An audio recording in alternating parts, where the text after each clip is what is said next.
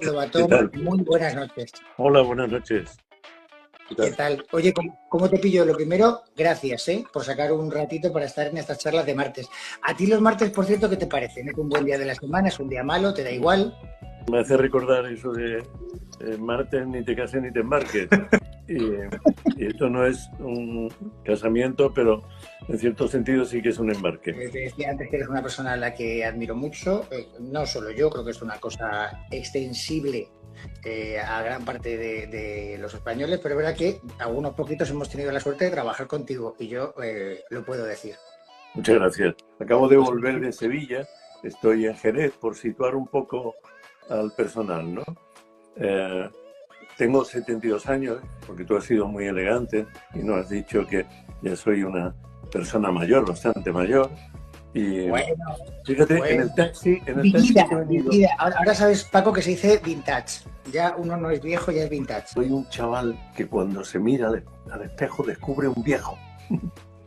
Si yo te digo Cristina Bergua, te digo Paco Molina, mira, me estoy acordando de la familia de Elías Carrera, Malena Zoe Ortiz, la familia de Francisca Cadena, convertido Paco, iba a decir sin comerlo ni beberlo, pero no, porque has peleado mucho por esto, te has convertido en la voz de estos y de tantos desaparecidos.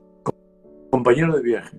Para mí es una invasión eh, tipo la de Rusia en Ucrania, ¿no? Es decir, persistente y que no hay manera de revertir. Compañero de viaje para mí es el título con el que me siento reconocido y el que llevo con orgullo, porque es verdad que me lo han concedido la familia y me lo van renovando poco a poco, porque este no es un título que tengas ahí y ya puedas presumir de, no, yo soy tal o yo soy cual. De hecho, incluso con la fundación Quién sabe dónde Global, QSD Global, con la que estamos trabajando desde hace 9 años, bueno, pues yo fui el promotor, inicialmente la presidí, pero inmediatamente dentro del patronato hicimos un debate y la presidencia la asumió José Antonio Lorente, catedrático de la Universidad de Granada, y es quien sigue al frente de la fundación, ¿no? Como presidente. Y luego el trabajo que hacemos es un trabajo, digamos, coral de un patronato muy activo donde hay familias de desaparecidos, por supuesto, ¿no? Entonces, es una herramienta y yo, a través de esa herramienta, aporto todo lo que puedo en esa función de compañero de viaje. Me divierte cuando te he escuchado en otras entrevistas hablar de cómo te habías criado entre gallinas, ¿verdad? Sí. Siendo el séptimo de 10 hermanos, y llegas a Madrid y empiezas a estudiar ciencias políticas en ese momento tan complicado como era el franquismo. Sí, bueno, el franquismo, la dictadura, sí, era complicado.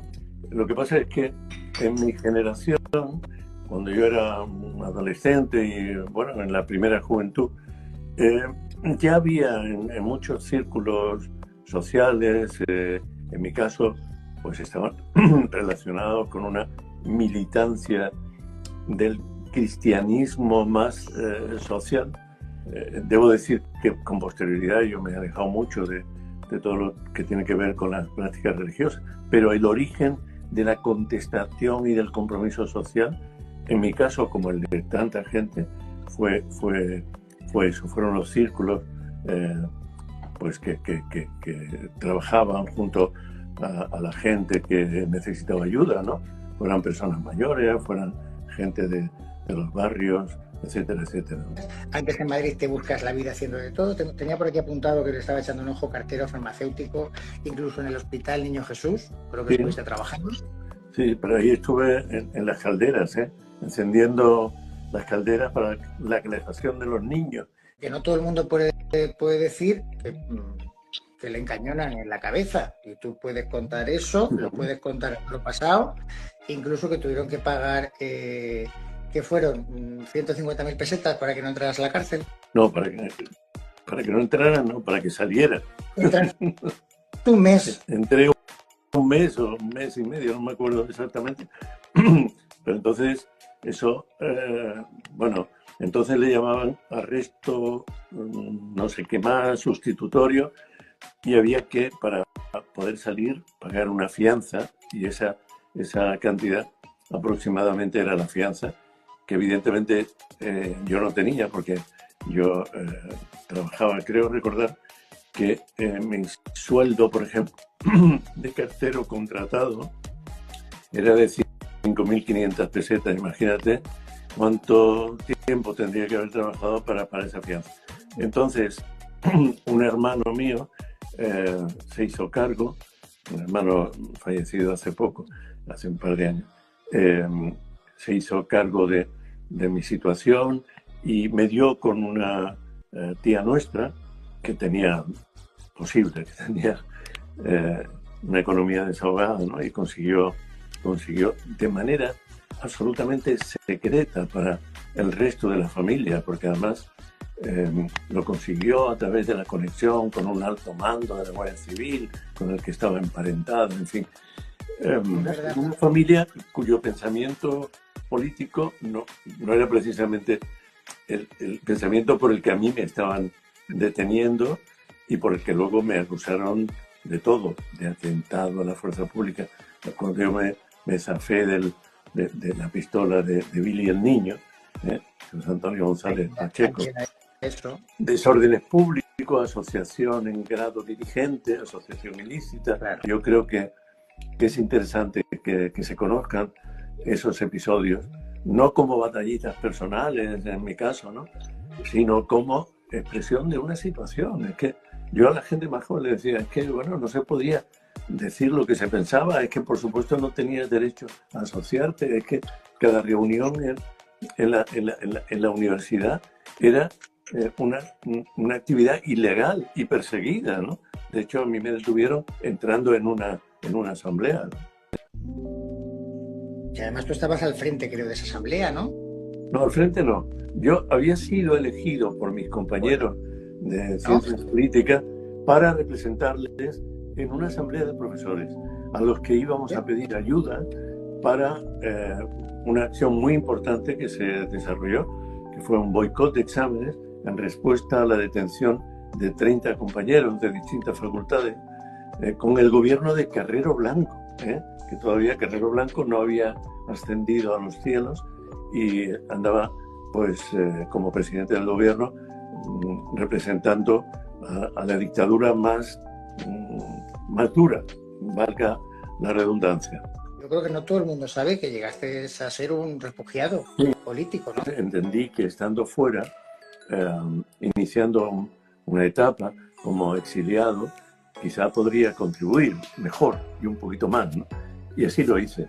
Entonces elegí Ginebra, que se dice Suiza, y dice, bueno, te fuiste al paraíso de los capitales, ¿no? Me fui a una capital.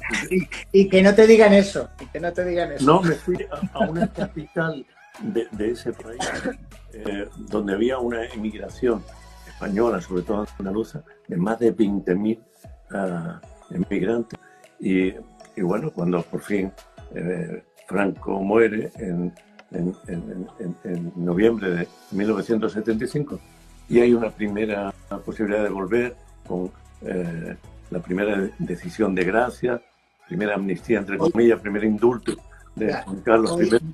En un día como hoy, Paco, decir la palabra amnistía hay que tener mucho cuidado. Sí, pero bueno, hemos pasado por eso en nuestro país. Y es entonces, te preguntaba yo, ¿cuándo empiezas con el periodismo? Sigue tu interés por la política, pero arranca, creo que cuando te matriculas en periodismo en la Complutense, puede ser, ¿no? Sí, bueno, en realidad yo había empezado los estudios de ciencias políticas a la espera de poder hacer periodismo. Y efectivamente al volver, en vez de retomar ciencias políticas, hago un paréntesis para decir que cuando te detenían en el franquismo, no solo, bueno, pues te mandaban a Carabanchel, a la cárcel, etcétera, te imponían multas, tenías que enfrentarte a un juicio del Tribunal de Orden Público, sino que además te expulsaban de la universidad. Quedabas directamente expulsado.